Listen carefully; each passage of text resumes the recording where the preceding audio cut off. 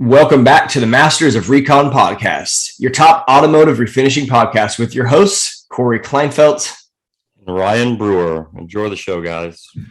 Welcome back to the Masters of Recon podcast. Today we have a repeat guest. Back in June of 2020, Ryan Campbell came on the podcast. He is from Mentor, Ohio. He came on episode 12. If you scroll all the way back, and that title was 15-year body tech turned PDR technician, something like that. Very popular episode because there's a lot of people that always wanted to do that. Now, after 3 years of being a full-time PDR technician, he has added almost every other service to his shop, except for a couple little things. So we're here to talk about it. Welcome to the show, Ryan.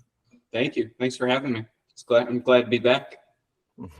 Yeah, man. So the internet's a wonderful thing. You and I met. I don't even know how we met. Somewhere online, and I saw that you were leaving the shop, and I said, come on the podcast and talk about it. And it was a fun experience. Yeah, definitely. It definitely motivated me a lot. Even talking to you before the podcast, and that's what really gave me the confidence to do it. And I did it. So thank you for that. Appreciate it. And that's what we want to be for everybody. I mean, that's what people need mentors, and it's basically impossible to find a mentor in your city for paintless and repair or some automotive reconditioning. Even if you do know one of the 5 people that are there, or 20 if you're in a big city, half of them don't want to talk to you. I mean, that's why Ryan and I do this podcast with we focus on Restore Effect, but we talk about every other service. Now we're talking about all the industry changing, CIC. I have another one coming up that I interviewed, SCRS, all these big organizations. We're just trying to give the info out to people and show them not the way that we know how to do it, but the way that we're looking at doing things. And we're kind of talking about it together, and getting stories on from people like you, Ryan, and everybody else who's had on is how we do it. So go back, see if you can give us a concise version of body tech, open the PDR shop, how that's been, why add services, why not just continue PDR, give us a little summary of that. We'll go from there.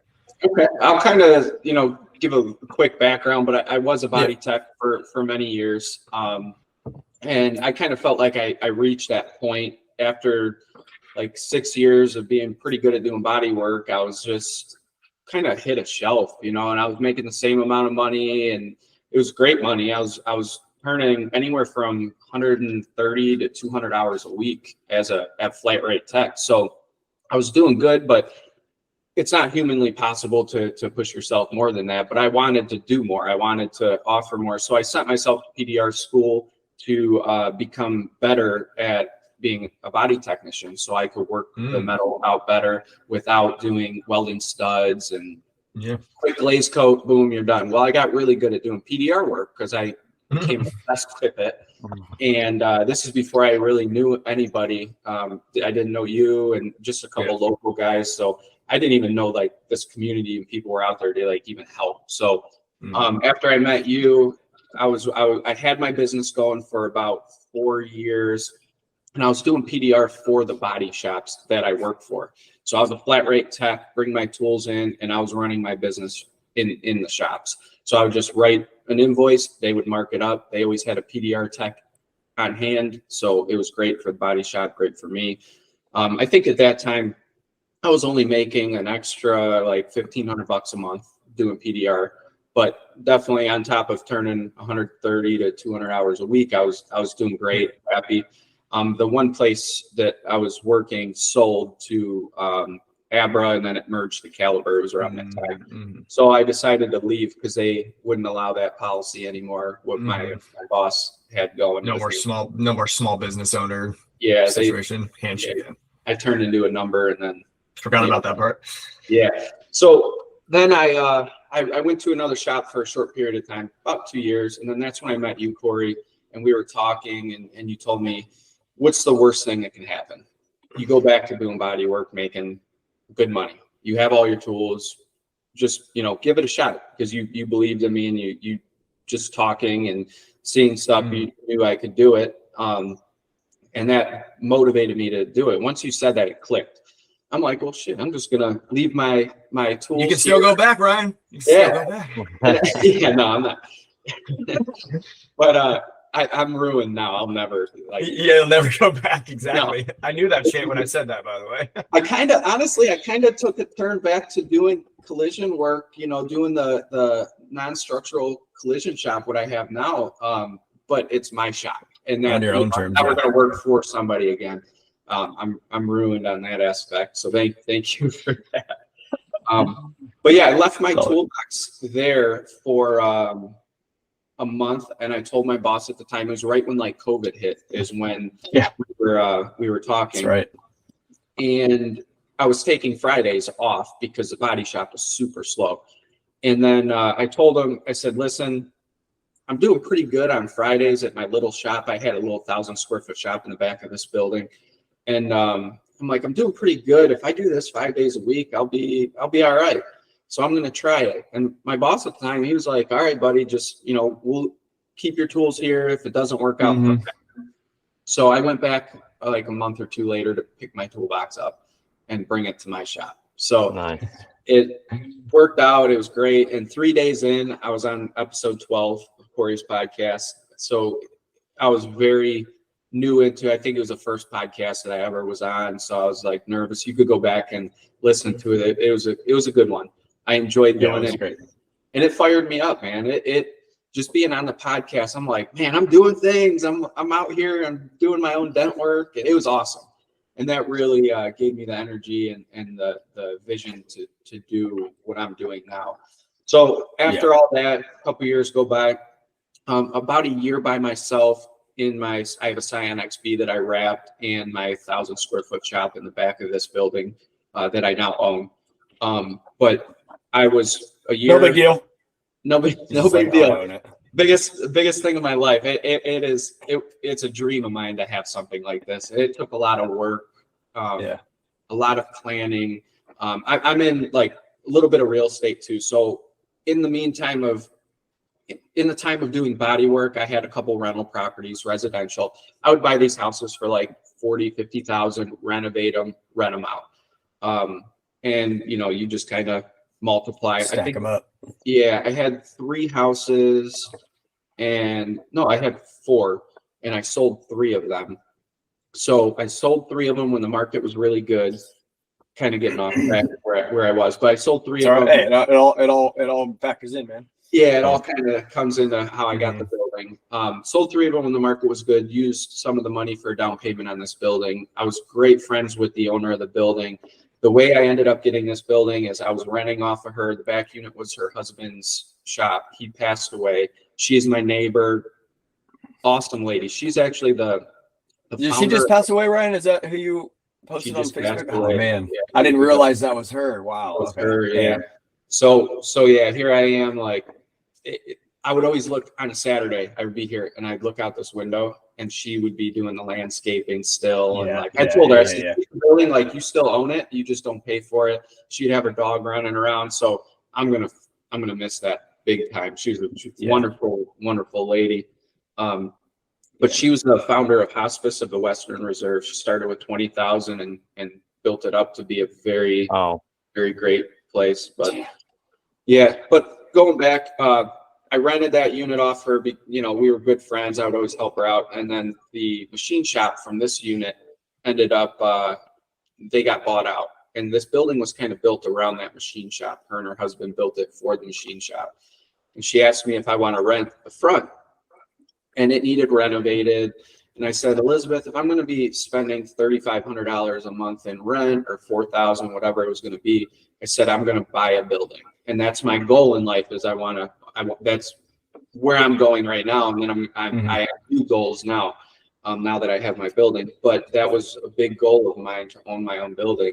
A lot of the places, the mechanic shops and stuff I've been to doing dent work, every single person that has been successful and been there for 15, 20 years, they're like, man, if I bought this place, I could have paid it off. I'm still paying rent. Been set. And I take everybody's information in and I store it in my mind. And I'm like, he's right. So I didn't want to be that guy. I'm starting off young. I didn't want to be that guy in 30 years that read it for 30 years and should have bought it. Yeah, I should have bought it. Yeah. So I told her that, and I was upfront. She was like my grandmother, so I talked to her about everything, and I told her that. I said, listen, if I'm able to and you're willing to sell it, I would gladly buy it. And there were other people that approached her about buying it for more money, and she just believed in me so much that she wouldn't. She's like, no, that's your building. I'm selling it to you. And I love her for that. I wouldn't be here without her. So it's great. It's great what she did. And just like you had the faith in me, she did too. And it really just motivates me to be the best I can be. But that's how I with the building. Listening to that, I mean, like, I think I've talked to hundreds of technicians. I don't really do much coaching anymore unless someone like really asks me to do it. But if you guys sit and ask yourself, like, why aren't I successful? And you just listen to Ryan Campbell's story. Ryan Brewer has a very similar, work ethic story. And that's why, like, I mean, the Ryan Campbell knows how to fucking work. And a lot of people listening to this podcast, a lot of people in the world don't know how to fucking work. They don't know how to do a 200 flat rate plus start a business on the side, then start on Fridays and do real estate on the side. The whole time you were doing real estate, you work all day, 200 flat rate, you got a PDR business on Friday, you'd remodel a home on Saturday and potentially Sunday till 3 a.m. and go to work at 7. And I know that. And I know you're like not giving those specifics, but sometimes that's what it takes. If you have dreams and you want to go get them, that's what it takes. Not forever. Can't do that shit forever, obviously. And you have ups and downs, Ryan, and working, those seasons where you're working, 100-hour weeks basically through your various things. But then you go to Mexico for a week or wherever you just did or wherever with all the other dang guys. But anyway, so ask yourself, are you working that hard? Like, if you want to achieve goals in your life, how hard are you working? How hard are you working to get them? Or are you putting in 36 hours a week and upset that, the needle isn't moving, I guess. Right, right, Brewer? Well, yeah, it's the same. I think most people are trying to figure out how not to work because dent guys and everybody else is good at there, and they're growing their business. They're like, I need to figure out how not to do this, but I feel like they're doing it too soon. Like obviously it takes hard work. Ryan Campbell went from 0 to 100 as far as working for someone, opening up his own stuff, and then did everything right. That's what it takes to grow a business the right way and be successful in the long run. Yeah, 100%. So anyways, you got your building now from your grandma, from your non-biological grandma. Yeah. So it's a great story, by the way. Cool. Thank you. I'm sure you're not going to sit there and mention about how many, I'm assuming, and I don't know this, how many things you did for her as the strapping young man that was always next door that you never asked for anything for, I'm guessing. Yeah. She always felt like she was bothering me. First thing she said when she called me, Ryan, I know you're busy. Yeah, I fucking knew it. And I told her, I said, listen, like I enjoy helping you. You're like, and I really did. Like I'm there for. I like helping people more than like I tell people that come in here, my customers. If I could do this for you for free, I would love to do it for free and help you. And I know it's a bad situation. So-and-so hit your car, but we got to keep the lights on, and run a business. So that's, we got to do it. But I truly enjoy helping people more than collecting money. Money is a number to me anymore. It is a score. We have a goal to hit each week with the team. If we're not hitting it, we just didn't hit our score. So it's mainly, that's the way I look at money, is it's now a tool to do other things, to help more people. Help more people. Yeah. And I love the fact that, like, with my employees, I give them leeway, like if they got to leave, and most of them are commissioned. The 2 guys are commissioned, Jeff's hourly, but I let them, once the work's done, you go do your thing, go do what you got to do. If the job comes in, I'll call you. If you want it, you want it. If not, I'll do it.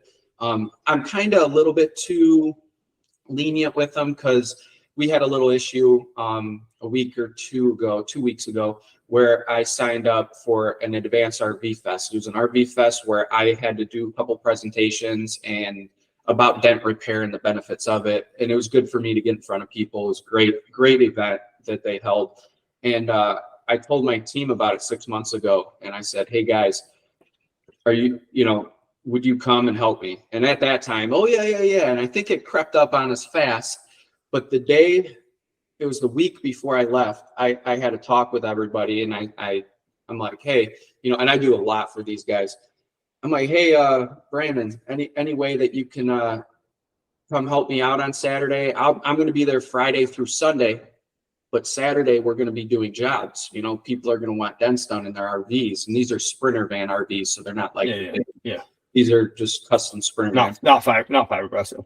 Yeah, and instantly no. Didn't even think and my heart sank, man, because I do everything. Like, my goal in life is just help people out, and my employees, I want the best for them. And then I was kind of like, got quiet. I'm like, all right, it is what it is. And then Tom comes in a little later, my older tech, and I'm like, hey, Tom, so Brandon can't this weekend. Are you able to help me out if I need it? I don't want you to go there and sit there on your weekend, but if I'm there and I'm landing a bunch of jobs, can I call you and you could just run in and knock some stuff out, make some money, help me out? No shit. Not even they didn't even tell me what they were doing. So I was pretty hurt all weekend. Yeah, that hurts. I was there by myself. One of my best friends, Ryan from Rhino Detailing, was there doing the detail end of it. I was the dent end of it, and his whole team was there, and they were kicking ass. And I was like, man, what did I do wrong? He's like, right. You're a little too lenient with your guys. You gotta set those boundaries. Like, hey, I told my guys it's mandatory to be here, and they were all there. So that's where I'm in that learning process, being a manager and an owner and all this. I gotta stay stern with them. And they had a good talking to. I pulled them aside one by one the week after, and I told them how I felt. And I told them I would expect you to tell me how you feel if I did something to upset you or that didn't help you or hurt you. Yeah. So they got it, and they're pulling it together, and they're definitely picked up some slack. So that's it, just that little story. But it's crazy. It's crazy how much we're alike. Like, I am the same exact I know you guys way, are. and I get run over every day by my guys, and it hurts. Like, more like I'm upset and I'm mad. It really, at the end of the day, when you think about it, it just hurts because you're building this place. And I don't know who I talked to this, if it was on a podcast or with Paul the other day. Like, we build these businesses really not for us at the end of the day. We're building it for all the people who work here. Yeah. And it's like we sacrifice a lot. And at the end of the day, I think we expect a lot, and without any type of communication. So that's that stern part of owning the business, is just setting those boundaries and making sure that we communicate, ahead of time, so we don't run into those issues. And that's for everybody who owns a business, really. Yeah, for sure. And I think if you're in a business, I think we're all in a similar situation. You have 5 or 6 people or less, somewhere around there, and you're doing somewhere between like $600 and $1 million. And I know this thought crosses your mind, like, there's still most days where I could just fire everybody, shut it all down, and push dents and make more money than I do today. Yep. Right. And you're all like, yeah. I mean, so we're not over the hump to where we're just like an owner that makes a bunch of money or whatever. Like, we're still getting up and doing the marketing things and doing the sales and bringing on the Restore Effects. We'll talk about that. Ryan Campbell just brought on Restore Effects as well. We're doing all these things, not purely only for ourselves. It's not literally. The math doesn't even make sense that you do it for yourself. No. I'm like, I think it all, and I know every good business owner thinks it. Like, what the fuck am I doing? I'm going to shut it all down and fix dents by myself and double my income tomorrow, But that's being stuck in the middle of like a small business owner to a medium and to a large business owner. Large business owners, they're not building that business for themselves. Like, I mean, for everybody else, they're there for the money, right? Small business owners do well because they have one employee or one guy working with them. Or 4 or whatever, Yeah, us guys who have multiple employees, we're stuck in this middle, and we're just like hoping that it works. But I feel like we're building it for everybody else. So it's just, we hope that we can get the respect. I hope we have some employees or guys working for other people listening to this, because this is for y'all. It's really not, at the end of the day, it's for everybody. And I think, I mean, I have goals to build it to a point where I can make more money as a business owner than I do as a technician. Sure. That's my goal. But I hope that I'll never get to a point where I'm only doing it for money. Obviously, Right. I don't think that's ever going to be the case. And I think that's why when you start at small businesses and grow them, it doesn't end up like that. These massive corporations is a whole different subject. The fact that I'm as conservative as you can get, but the fact that the CEO of a multi-billion-dollar corporation like Amazon can make hundreds of millions of dollars bonuses while they lay off people is just. I mean, come on. There's some good math. Something wrong with that. As a sidebar. So I hope we never. Not that we're going to build an Amazon, but if you get to a point where you're doing multiple $1 million in a couple different shops or whatever, it's always about the people. Should always be about the people. Yep. Ryan added Restore Effects. Ryan Campbell. After that, he like bought a building, did all this shit. Now I got all this space. What am I supposed to do with all this space? I can't just fix dents in here, right? I guess that was probably part of the process. Yeah, so a big thing, we were doing dents and we expanded it. We're in the front of the building. I lease out the back half, but we're in 6,000 square foot now. So we have a big area. I renovated it all, painted everything, built offices, put windows in for so from the waiting room you could see into the shop. And I was the detailer guy, the other lease guy. What's that? Ryan, I wish he was in the building. Okay. He's right down the road. Right down the road from me. So we definitely work hand in hand. He sends me dent work, I send him details, ceramic coating, stuff like that. That's what was at NTE, right? I brought him there. Yeah, he's a good kid, real young kid too, but he has he just turned 24. I look at him like he's my age. I'm 35 now. So I started like when we moved up here, I was still a dent guy, right? And a car would come in with then I could PDR on a fender, but the paint's blown off. And I'm like, man, you got to go see the body shop. And I'm like turning all this stuff down. I'm like, my whole life I did body work and paint. Like, what am I doing? I have 6,000 square foot here. So I bought a prep deck. I got a mixing bank put in, and now we're doing light collision, but it's PDR first. So the way I sell it to my customers is we're not stud gutting your fender. We're not like just roughing it out and making it out of Bondo. We are literally PDRing it, and then we'll feather out the scratches or the chip paint. It might need a tight glaze coat, but it's not a big old Duraglass fender. So we've been doing bumper jobs, fender jobs, mirror replacements. When the mirror gets ripped off, you got to paint it. So instead of sending it to the mirror cap to the body shop, we have it here. Another big thing with the mix bank is we mix our own touch-up paint. So we're selling touch-up paint. If a customer wants a dent done with a little touch-up, we sell them a touch-up paint. We mix it ourselves. We don't got to order it. We don't got to wait on it. It's here. It's ready to go.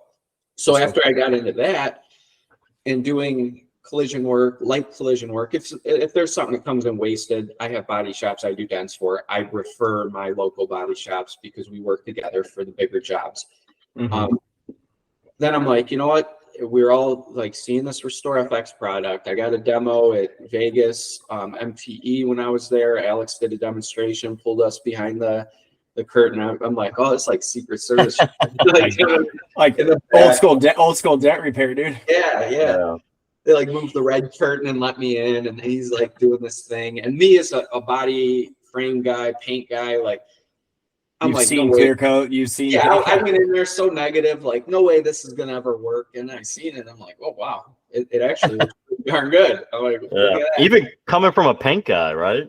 Yeah. So you too, Brewer. You had the same experience. I didn't have that experience, but it was still amazed me. But you can literally fix you ever have like a shitty dieback paint job? Like say some, little body shop paints it and it dies back and it's all dull.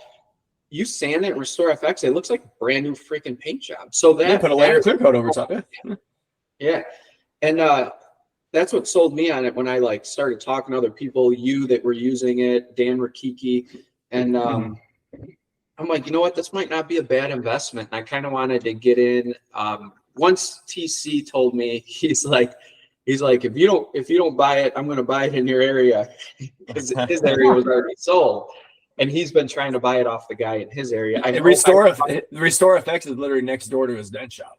Yeah. or in Oh, the same really? strip mall. Yeah, TC Martindale in North Carolina, I think. He always walks in there.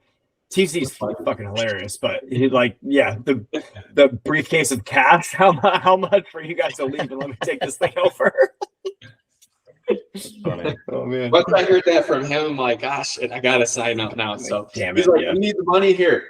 I'll give it to you. I'm like, no, I got it. So I did. And so thanks to him for kind of pushing me to do that. I haven't talked to him in a while. I got to give him a call and say what's up.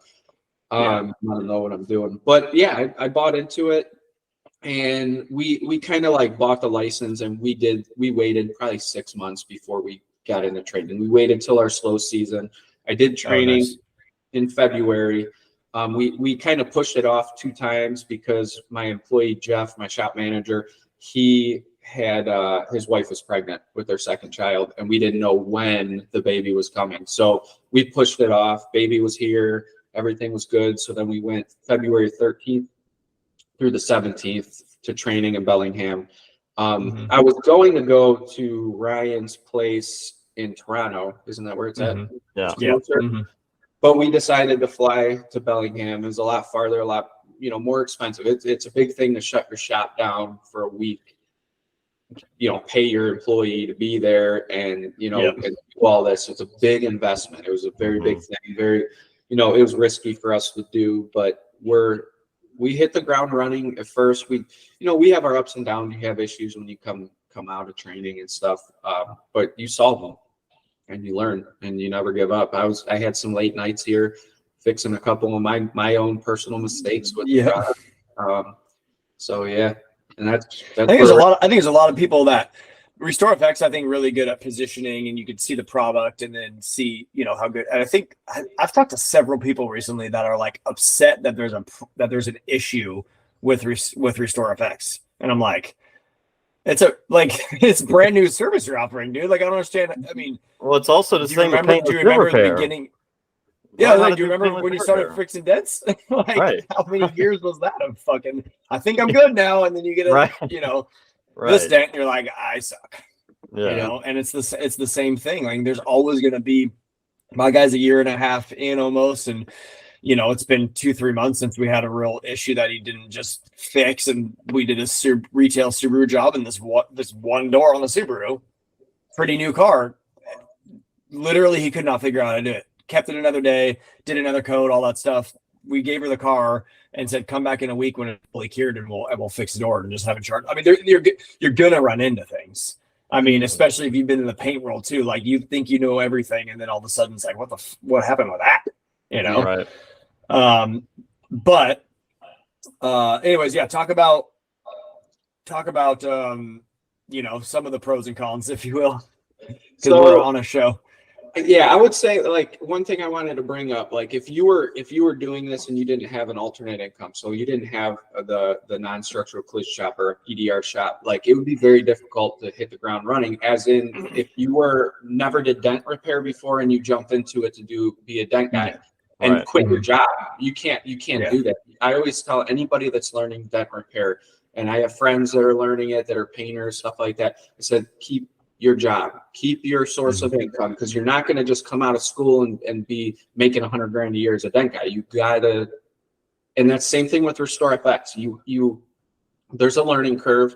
You don't just buy this franchise license and now money is just falling in your lap and you're making a living. It's a slow process, and we are still, with our alternative income of paintless dent repair and all the other stuff we offer, we're running that first, but we are having, the cars come in, and between jobs, we're going back there, and we're trying to master and make sure that it's a perfect product before we're offering it retail. And the reason I want to do that is I don't want a bad name for Restore FX if we do a retail job, and I don't want a bad name for my shop. We really care about just delivering a great product, great service. So we're doing just lot cars right now. We have a good little dealership around here that he's understanding, and he's like getting a really good deal on getting the Restore FX. And he loves this stuff. He's like that guy that's just like, oh my God, even if it's better, like, his patinaed cars. He had old Volvo with like, you know, rust circles. We restore FX right over that. And he's Oh, really? loving it. Oh, I'd be curious to see that. I'd be curious to see that. Yeah, it's a red Volvo. I have it on my site. I'll text you a little video of it. Came out good. It was a single stage paint. Yeah.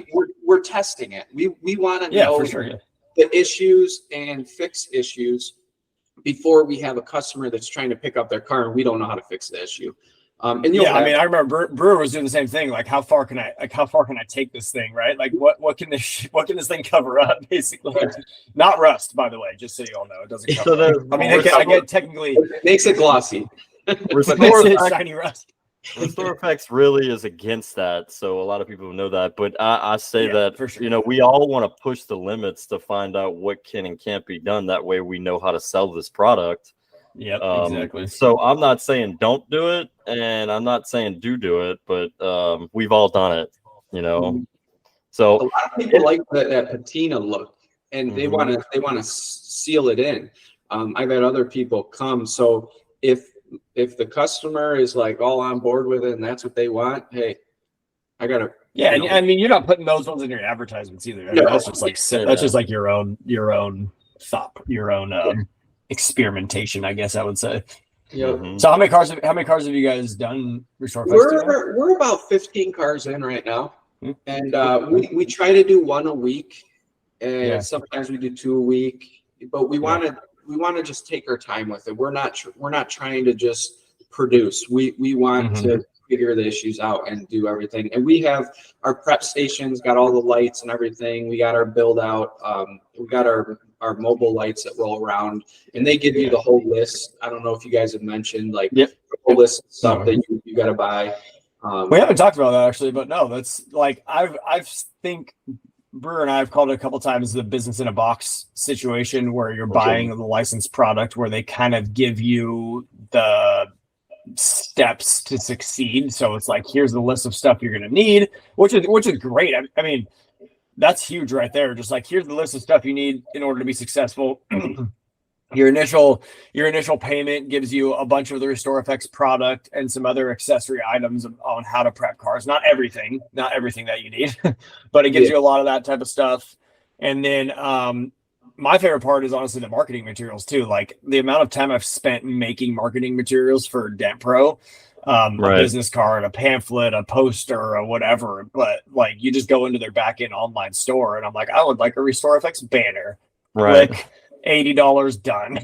When it's like, I don't have to go on Canva and like fucking ask my wife, how's the should I move the Dent Pro over like 3 clicks? And it's like, oh, God, dude, just like order. I just did a car, so I have a Focus that sat under a pine tree at my cabin for 5 years. So it was all moldy, and it was in bad shape. So I have before and after pictures of that, and I actually did half the car in Restore Effects. So we awesome idea. Yeah, and even the logos and the decals that I had made by a local place, I had all the JPEG, everything sent to me exactly what the logo should be, and it was literally just boom. I didn't have to create a logo like this one here. I had to find a company to create it, and like you said, your Dent Repair logo, yeah, and even doing like my banners of this, like you got to create it all and spend 4 days doing it, you know. But with the Restore FX, I literally sent the lady the stuff. She mapped it out on the car. Boom, boom, boom. You got it. And I put the decals on. It's really cool the setup that they have with everything and the list. It's kind of overwhelming, honestly, at first. But you get that list, you're like, that's a lot of stuff to get. Yeah, I just printed it up, man, and I was just checking off. Whenever we had a little extra money, you know, we did good that week, I would buy a bunch of stuff. And again, it's all about the prep. You know, you can't just jump in and expect to just, unless you get a big old loan. But I was trying to do it as we went, and it works out really good. So I would say a good year process before you start like doing cars and profiting on it, I guess I should say. I would say good year working. Yeah, Ryan Brewer has a little different experience. He could explain it. I mean, as far as like jumping into Restore Effects, but I was similar. Like I hired a full-time guy with my brother-in-law, my sister's brother. Good detailer, like has the eye for it, all that stuff, and with the intention of him eventually taking over that side, like running Restore Effects. And it's been a year and a half. The first few months he was actually kind of part-time because he was doing something else also. So it worked out. It was like we didn't always have cars, right? Even though we were doing free demos, people didn't get it or whatever. And now a year in, we're at a point where, I mean, I think we have 10 cars that need to be done, scheduled from today on out. And then now we're doing a couple retail ceramic coatings and retail Restore Effects. And now he and I were looking at each other the other day and we're like, shit, dude, this all, it can get out of hand pretty quick. But that's building that baseline of like, he's really good at what he does. He knows how to solve problems. I go sell the stuff. But Ryan, talk about your experience a little bit, maybe to Ryan Campbell a little bit too. And you can just hit the ground running. Well, I hear the word planning, and it really intrigues me because I don't do that, right? I'm so impatient with everything in business that I have to just, if the product's good, the service is good, I'm throwing everything I have. You're like, this shit sells itself. Let's go. Yeah, so I as soon as I saw the first panel done in Bellingham, I was like, dude, I'm already on the phone while I'm at training, like getting everything going with employees, trying to find a guy to get him in place, and I just hit the ground running with it. And I talked to Corey personally multiple times. I'm learned from my mistakes. That's really not the way to do it, to be honest. Like, yes, I won the rookie award. We processed the most amount of cars, as far as a rookie goes, and I think 2 years ago, and I went really high up and then I went really low down as far as I ran into all my mistakes while I was in that high spot, and I did no planning. So that's, I mean, that's you had what, things. two lead installers, 2 porters, a manager, Man, or something, right? Yeah, I had a full setup. I had 3 technicians, a manager, and 2 porters, all working at the same time. And yes, I mean, things were great. We ran into some issues with the dealerships. I need to produce a lot of cars. Yeah, I was gonna say that's like 5 cars a day. Yeah. Right. So that was it was working. The dealerships were really intrigued by the product. They loved it. And then kind of me not hiring the right people to put in place didn't keep up with sales. So we were just in the dealership grabbing cars, doing them. I mean, I thought it was awesome, but some dealerships are giving us brand new cars off the trucks to do at a Dodge dealership. And my guys were just taking them and throwing Restore Effects on them, and they weren't really getting any benefit. The cars already look good. Yes, they looked a little bit better than what they did before. Yeah. But then the dealership saw, like that wasn't really the route to go at Restore Effects. So that was some of the mistakes we made, was not really communicating with the dealerships to say, hey, Restore Effects isn't a Band-Aid. It's a tool for you to get more money on these vehicles. We understand that you go in with a list of cars and like, oh, I don't have money to put on these vehicles. And now I love hearing that. And Ryan K kind of worked me through that entire process. It was like, when you hear that, that's what not to say you want to hear it, but it's a good response, because now we're going to take that car from being a $20,000 car, restore it for X amount of dollars, and then you're going to upcharge another $2,500 for that car, right? So if we didn't restore it, right, if we didn't restore that car, you were probably going to break even on it from what you're saying, right? Now we're going to add more value back to that vehicle to where your dealership can make money on it. And as soon as we started explaining that to the managers and saying this is a tool, not a Band-Aid, they're finding the cars for us to restore now, which has kind of been working out. And we're still doing that training phase. You don't just go to a dealership, do a demo, and they're like, oh man, this is great, right? Because now you have to sell. They say that. Well, now you have to sell the price. You have to sell how much money we're going to charge. We're the highest price vendor besides Paintless Dent Repair that comes besides body shops. Well, yeah, but as far as they're going to compare us to the lot guy who's over there buffing scratches, touching up stuff, right? So for us, we're trying to sell that higher ticket. So there takes a lot of training. And that's one recommendation I can say with anybody in Restore Effects is really do your due diligence with the managers if you're going to stick in the wholesale game. Because we've lost some dealers just from that aspect of not training them to say, hey, this is what Restore Effects is, and this is actually what it can do for you. We were just doing demos in the beginning, and then they were like, well, we love it. And then we were doing cars, and it just didn't work out to some dealerships' points. And then I had to go back and train those guys, and it's working now. You know, we've definitely seen a turn back in the right direction of where we were going. So that's awesome. Yeah. Yeah. So two different ways to do it, for sure. The slow build, and I think Ryan, maybe you don't actually have a full-time Restore FX person. No. Okay. Yeah. So No. that's the next step for you. Yeah, that should Ryan be. Brewer had like 17 full-time Restore FX people on day one. Wow. And yeah, I'm just fucking like 5. I spent a lot of money. This is probably the most money I've spent on any service that we've added to this shop. And I talked to Corey and I say, I really wish I would have started off slow and kind of like you, Ryan, you're doing it right. So don't think that you have to get off this podcast and start. You know, I would say hire. I'm not saying that. Get you a get one full time. I'm there, and it's been obviously since middle of February. So that I feel comfortable at this point. I want to pick out that right person that meshes with our team because it is a family. So I'm going to be pretty easy with, figuring out who I pick for that. And then Jeff and I can train them. And if they have any issues, Jeff and I are here to have their back. So we want to make sure that we are up to par to help them and train them and, fix any situation that they run into. But yeah, I need to do that. And then I got to get out there and sell it. Right now, I have one place knows I'm doing it. The other place has heard of it. And then how I'm going to go about it, like you were saying I would never do a brand new car for that. I would refer, if it did need a correction, I would refer it to my buddy Ryan with Rhino Detailing because it is new clear coat. It can be corrected. There's plenty of it there. I explain to my customers and dealerships, listen, this will, this is, you got to sell it between paint correction, a paint correction buff, and it's a little too far for a paint correction because it could burn through. And we're adding 10 microns to this vehicle. We're adding value for this vehicle, and that's the way I'm going to sell it. Even Ryan's on board with me. Ryan Nash down, the detailer down the road. He's like, hey, I don't want to paint correct those cars. Yeah, and he's going to send me when he knows Restore FX good enough because I taught him down here like exactly what we could do, what we can't do, what it's good for.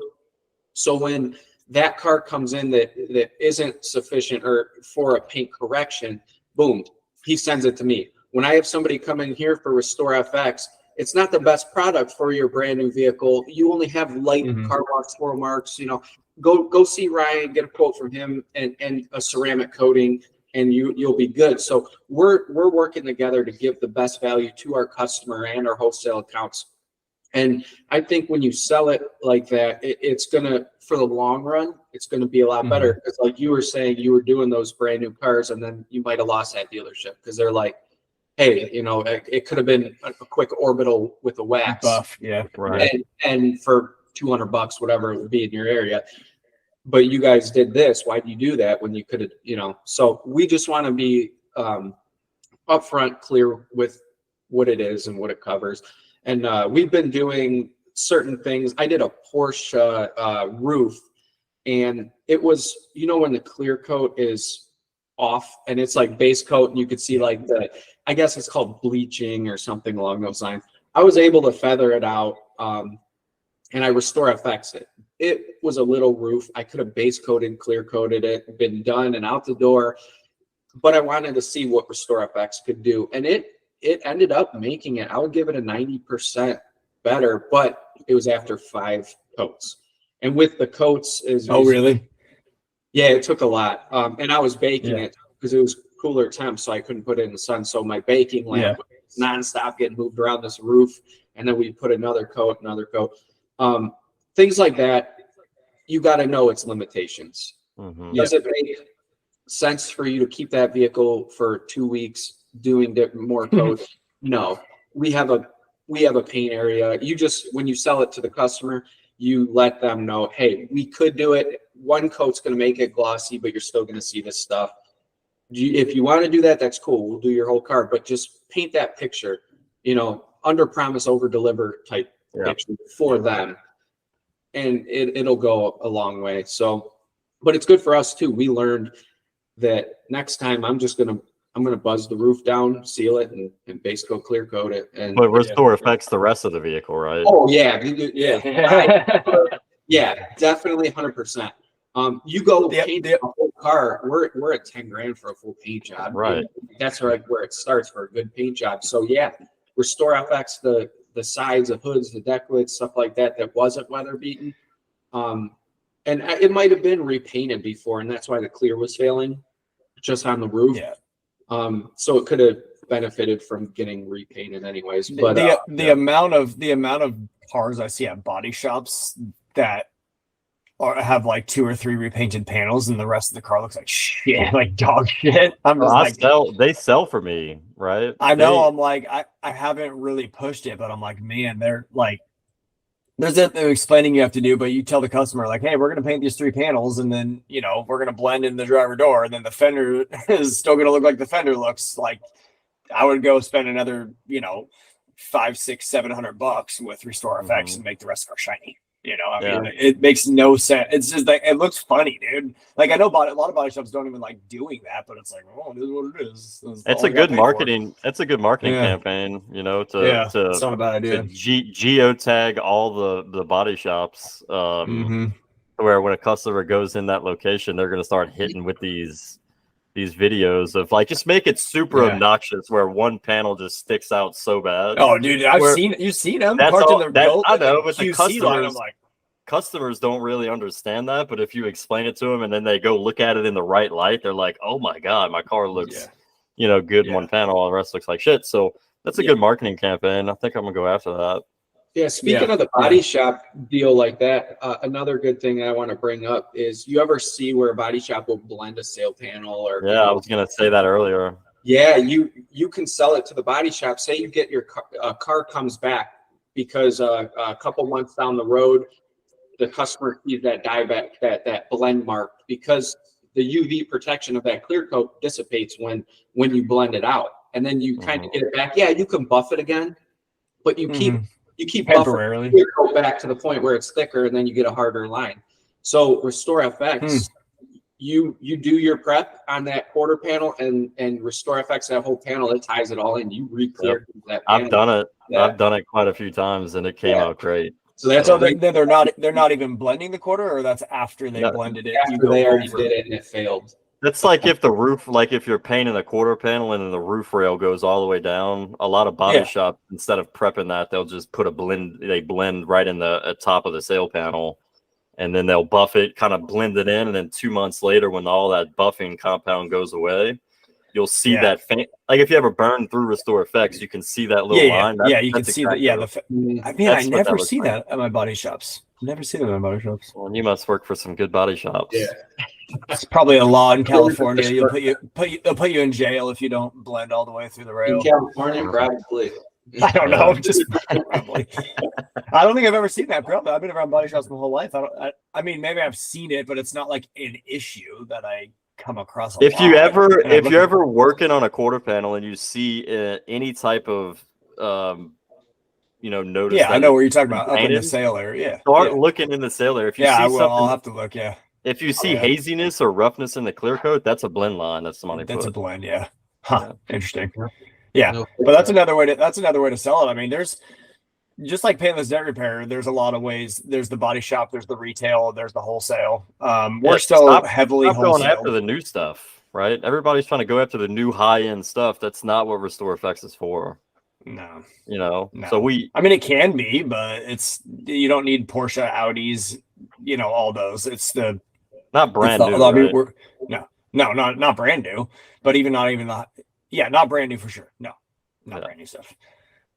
But there's a market for it in the wholesale world for sure. And I mean, we've seen more and more retail. We're doing as far as Clear FX goes, and then we've done a lot of combo Restore FX, Clear FX, because there's a lot of people that don't want to paint correct messed up cars, right? Like really scratched up cars, and it's terrible, and it's very expensive, and it takes a week, right? I mean, right.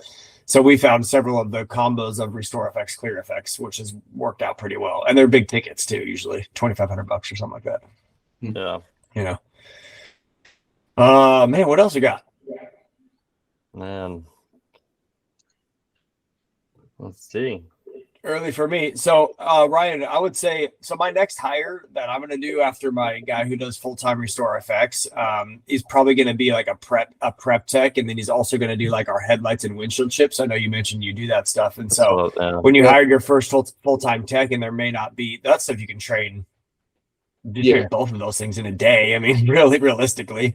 Yep. And that's so going to be the next thing that I need that helper tech, because Jeff was that for me, but now he is writing estimates, answering phone, this, that, and him and I we work as one together. Like he'll be pulling a wheel liner for me. So it's hard for him to do those Restore FX jobs. And then he's like, first white phone rings. He's taking his gloves off. So with that process, you almost can't do that. Once you start, the world shuts down around you. You have to for an application. It's like stopping middle of spraying a car. You can't. I mean, you can't do that. It's not. So we are ready. We're at that point. Does Jeff want to do the office stuff or the Restore FX stuff? Maybe you need an office manager. Yeah. What is he better at? I'm saying, what do you want to do? He's better at the hands-on detailing stuff, because he's kind of forgetful on returning customer calls, stuff like that. So he is a machine when it comes to disassembly, reassembly, and detailing cars. So we'll clean up customer cars. Any dent that's over $500, we do an exterior detail on. Just so that's a lot of money for somebody. They're spending that on their car. We make sure it's clean when they pick it up. So he does that. He's always cleaning the shop. He's really good at that. He has his routine. He knows what he's doing. When it gets into the mental, like following up with customers and this and that, he's way better at in the shop. That's where he always was. But he does good at for me throwing him into dealing with customers and stuff. He does really good with it. Yeah. So he's not a cookie salesman. He's like, all right, just call it when you're ready. Brewer and I have the same question. Guaranteed, I see his face. So you went from working for somebody else, right? You came in, opened up your own business. You're a great technician. We obviously know that. What was your experience with everything else that goes into owning a business? Because we have tons of people that are trying to get off the road or open up their own stuff, and they're great technicians, but all the back end owning a business, all the way down from paying sales tax to hiring to creating accounting, GOPs and all this stuff. How did that look for you, and how well did you adapt to it? I adapted fairly decently to it, but fixing dents and doing the work is the easy part. Right. It's like for me. So once you're good at that, just expect to, like, you're always learning. And like you said, QuickBooks, sales tax, then I have other licensing for Ohio, like Ohio Business, or it's Ohio Repair Board of Motor Vehicle. You got to renew that every year. You got to stay on top of stuff, taxes, paperwork, receipts. Like, it is, the business end of it is the hard part. Can you learn it? Yes. But I think for a technician, the best thing to do if you are opening a shop, so say you're a hail guy, you're getting off the road, hire a good office person, accountant person that works for you to handle that, and you will be more successful, in my opinion. Now, me, I'm the guy that will work till 3 a.m. if I have to, and I'm literally, I wake up at 3 a.m. sometimes, and I'm going through my schedule. All right, I could go back to sleep now. I know that what we got to do, it's already in my mind. I'm just kind of psycho like that. But for somebody that doesn't want to deal with that or isn't good at that, hire even just somebody that follows through with stuff. Hire somebody, get everything in line before you go on full time doing a shop. We have a bookkeeper that takes care of all that stuff for us, and it's very cheap compared to the time that you're getting back from that. So that's the same thing. I recommend getting somebody in there to take over that stuff, because that stuff will drag you down to wanting to go back to being a technician for sure. And hire a bookkeeper. Sure. Like, if they did hire a bookkeeper, you could either do like a remote bookkeeper that. Yeah, that's what I do. Yeah, but I think if you hire somebody that has bookkeeping experience in your shop, if you are doing a shop, the worst thing is when I'm like, elbow deep in a fender or getting a dent out, and I hear the doorbell ring and Jeff's not there to write the estimate, and you stop and you're in the middle of that repair. Yeah. So like if you have a bookkeeper that can write estimates, land jobs, answer the phone, doesn't bother you, you keep working, and that's what you're good at. Just know what you're good at, know where your weakness is, and hire for that weakness. And I'm at that point where I need to hire for that position right there. Mm-hmm. And I've been at that point, but I'm readier than ever right now. I need it. Mm-hmm. So that would be my advice for, say, a hail tech that's opening a shop, wants to stay at home. They obviously will have the backing, the funds to hire somebody and give that person a month, even hire them on as a trial run to make sure that they fit that position and they can do it.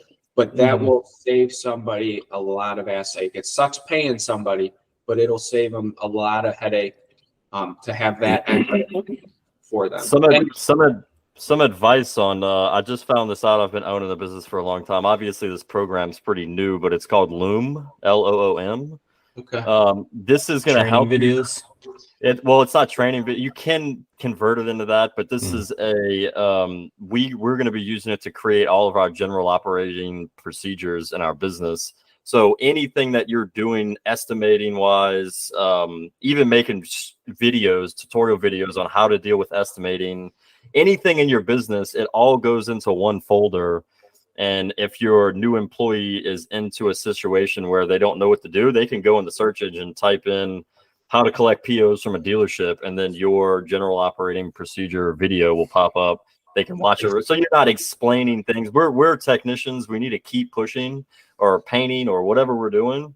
So I just recommend, like, we're in the process of diving deep to that system, and it's very cheap. I think it's like $12 a month.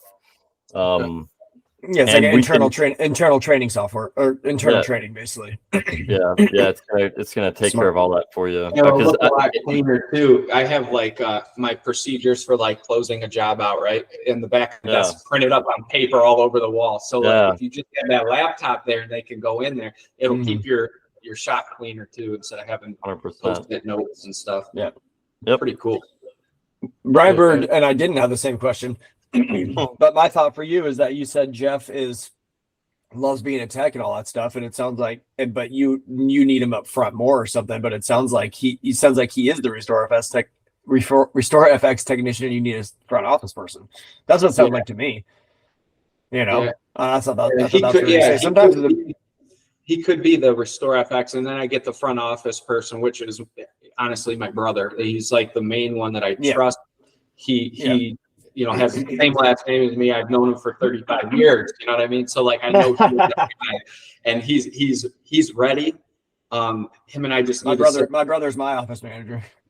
Yeah. So you know how it is. So yeah, and he does everything. He answers the phones. He follows up. He does our CRM system. He does my books. He does my bank deposits. He does all that shit for me. Yeah, and you trust him because he has. I trust him. Yeah, it's his business too, essentially, because it's yours, and you wouldn't want to let me down. And I think it would, I think that's going to be the next step. I just have to figure it out and figure out the logistics of it and make it happen. Yeah, for sure. Yeah, man, it's exciting to hear how you're doing, man. We haven't talked that much recently, but it's been fun to hear how it's going. It sounds like it's going great.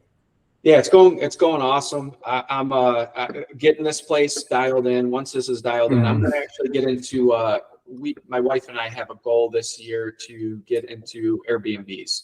So we want to buy at least one by the end of the year. That's our goal.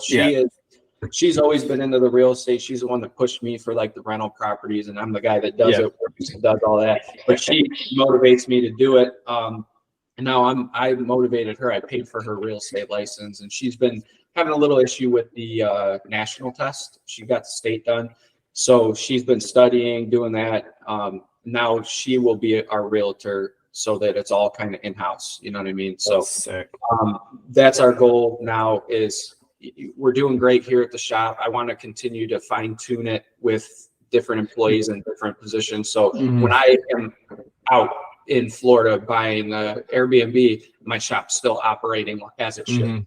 When I'm not here, it still runs, but not as good as when I'm here. I need, I need one of me here while I'm gone. So that Yeah. it's going to be expensive, but it's going to benefit in the long run. So that's the next goal. That's awesome.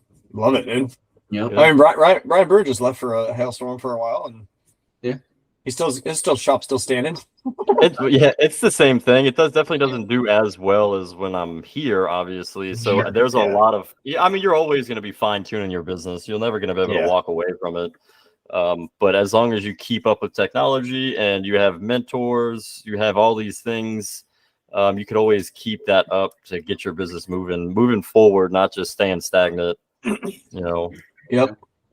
Constantly, I notice with having a shop, I am constantly changing things, constantly like the mixing bank, that other one we just weren't growing. You got to find that what's holding you back and change it. And I have an employee that hates I think he and his wife don't like me that much because I'm constantly changing things in the business. And I'm just like, it is what it is. Like, if, you know what I'm saying? Like, if you want to stay stagnant and get better, or you want pricing to go higher, you want us to get more money on the cars, you want all these things, better tools, you want all this stuff, I have to change the business, right? Mm-hmm. So some things you may change and go back. You may change it all the time. Like, oh shit, it's not working. I got to go back. And it's all the time, dude. So, yeah, it happens. We make mistakes and everything. So you just got to stay on top of it is what I've learned. And I'm still learning every day. Like, that's why it's great to be on these podcasts. And I was writing down the loom that you were talking about because that's great information. And you never know everything. So just listen to everybody and you will learn. I'm constantly calling people about the restore effect when we have an issue and figuring it out. And I like to help out too with if I have an issue that nobody else figured out or something that I did and it was better or something, I want to share that so that it helps other people out. And I feel when you're helping other people and doing other things like that, it really makes you grow way more than you think, giving the information out. So that's what I like about Restore Effects is it's not a competition at this point. Like the dent industry, I can't call another dent company in another state and ask them things. Maybe I can to a certain extent, but Restore Effects, you can call any Restore Effects in the country or in the world if you know how to speak different languages, and they'll be cool with telling you whatever they have going on, whether it's an issue you're having or what can I do to make my shop better. So I love that about Restore Effects. Yeah, it's killer. Yeah, it is awesome. Everybody's very helpful. So and you need it in the beginning. You need that help. You need that support with it because it's something that I've never dealt with. It's like magic. It's something that you try to wipe on, clear coat, you spray on, and watch what happens. And in my mind, body background, I'm like, no way this is possible. And then I see it, and I'm like, oh my god, you're like, it's amazing. It truly is. So, but there is it's so much like paintless dent repair, but in the paint world. They call it paintless clear coat repair, and it just fills that same gap where some people are like, no, that's not real. And then like an hour later with the dent repair, it's like, it's gone. I can't see it. I'm like, I thought you were still going to see it. And it's very similar like that. That's why I like it. Like you said, it's magic. How many people have said to you as a dent technician that it's like, it's magic, get your magic wand or whatever. It's funny. I never thought about it that way. It's so similar, dude. Like the same comments, the same before and afters of like, wow, it's completely gone. That's why my dad was a paintless dent repair technician since 1991 and always considered adding services to his business, but literally never did until we decided to do Restore FX 30 years later because he never found something that was comparable, equivalent to what paintless dent repair does until Restore FX. So we do I don't know if I said this on the podcast or to you, but I'm basically like I'm the paintless repair guy now. So whether it's metal or paint, that's what I'm fixing. Paintless clear coat, paintless dent repair. That's what I do. Don't send it to a body shop if you don't need to. Like as a general rule of everything, but it's pretty cool, no doubt about it. Yep. Well, I think that was an hour. Yeah. Ryan Campbell, do you have any words of wisdom for people that want to add services or buy Airbnbs? Yeah, work your ass off. It ain't easy. I'll tell you that. I promise. It's not easy, but for me, when I'm in motion, I keep going. If I stop and sit on the freaking couch, I'm done. So continue to stay in motion. bust your Mhm. ass, make smart decisions. You're going to make mistakes. Don't give up when you make mistakes, and just kick ass. Be the best you can be. Help people out. It'll pay off. Good shit. Yep. Well, If you thanks for guys want to coming ask us on. questions or follow along or anything like that, Masters of Recon Facebook group is where you can contact Ryan Brewer and I directly. Are you in there, Ryan Campbell? Yeah, I believe I'm in there. Yeah, I think you're in there too. We can be more active on there, right? It's one more thing that we could probably do a heck of a lot better than we're doing, but we do our best. So if you ever want to reach us, go join that group, ask a question in there.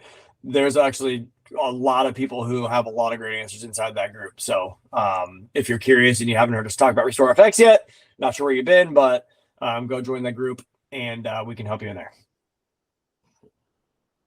Good stuff. Good stuff. Yeah. Thanks for having me on.